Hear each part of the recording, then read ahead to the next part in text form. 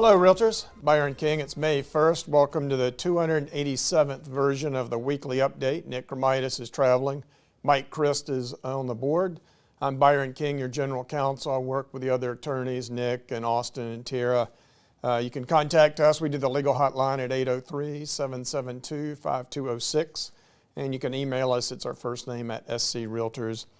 Mike wanted me to remind you a couple things. We have two webinars this week. Tomorrow, we'll have the RPAC webinar on Tuesday at 1 p.m. You'll meet our new political director, so please tune in, brokers, for that. Your broker in charge RPAC webinar tomorrow at 1 p.m. For you mediators out there, we have our advanced mediator training on Star Wars Day. May the 4th be with you.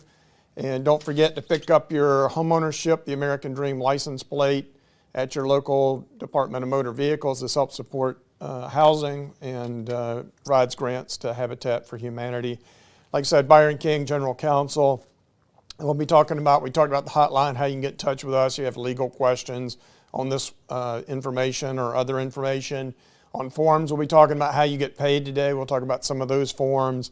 And also we do the legal action in case you get sued. You can contact us for defense funding. So we talked about the advanced mediator training on May the 4th. That'll be with Carl Folkins. He's an attorney and a member and a mediator, and his wife, Nell Folkins. She's also serves in our professional standards committees, and she's also a mediator. We'll be doing advanced mediator training via Zoom on May the 4th. Then on Forewarn, that's our new safety app. It's a member benefit for you, Forewarn. You can use it as part of your safety protocols. You can use it to fight wire scams. You can use a test wire or wire insurance to help the wire scam fraud. You can also use it to fight the vacant land sale scam to detect a fake seller. So last week we did a Zoom with attorneys across the nation, NAR. NAR wanted to let you know that they're tracking a U.S. Supreme Court case on ADA, American with Disabilities Act, sight impaired individuals having fair access to business websites. There's a case at the U.S. Supreme Court that they're tracking now.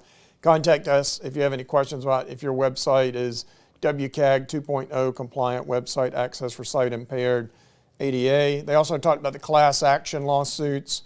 These are the ones out in the Midwest where class action lawyers are suing some large brokerages, and NAR claiming that sellers paid too much or buyers paid too much based on how the MLS and compensation business model operates. NAR asks for your help with this. You can go to nar.realtor competition in real estate and talk about the value of the MLS to help first-time home buyers, how the cooperation and the compensation work to help first-time homeowners. So related to that, I wanted to talk about how you get paid. So you get paid via contract. I know you get paid at the closing or you get a check from your broker in charge. But let's talk about how you get paid in general. You get paid by contract law. So the MLS is a contract. It's a contract between the participants, the designated realtors in the realtor MLS systems. And so you want to be with a brokerage that participates in that MLS where the listing appears. And that MLS becomes the contract between all the designated realtors in that MLS, basically the broker's in charge. So when you work for a broker in charge, if you are a broker in charge and you have the listing agreement is a contract. If you work for the buyer with a buyer agency agreement or a transaction brokerage agreement, that's your contract with the buyer. But you also have a contract between the designated realtors, the brokers in charge that participate in the MLS. So when you see the offer of compensation in MLS that you participate in, that's a contract. It's a contract to get paid. So we talked about that. Other ways you get paid inside your brokerage, if you're an associated licensee, you have your independent contractor agreement, your compensation agreements, your team agreements where the team interacts with the broker in charge about paying commission splits. And also on the hotline, we get a lot of calls when agents, associated licensees are leaving a brokerage. You need to have what I call a prenuptial agreement that covers, puts into writing, into a contract between you and your brokerage or you and your team that discusses things like how commission splits may change, what happens with clients, pendings, leads, access to files, equipment, debts, account receivable, incoming referral agreements, and any other issues. So, and we talked about referral agreements. So we've got our Savannah conference coming up mid-September. This is a good opportunity for you to attend in Savannah. meet realtors. It's the first time the 4 states in NAR's Region 4, which is South Carolina, North Carolina, Tennessee, and Kentucky. That's some good referral networking opportunities for you. And we'll talk about the referral agreement, which is also a contract. So the first thing I wanted to talk about is SCR Form 220. This is your listing agreement. This is where you as a listing brokerage and you as the listing agent describe to your seller, hey, here's what we're going to do. Here's what you, seller, are going to do. Here's our obligations to service you to get your property sold, get it listed, get it advertised, get it marketed, get it under contract. And seller, what you're going to do for us, the seller responsibilities and how the seller is going to compensate. The other form on the buyer's side is Form 130. This is the buyer agency agreement. So this is an obligation, this is a contract between the buyer and the brokerage. It tells what the brokerage obligations are to the buyer.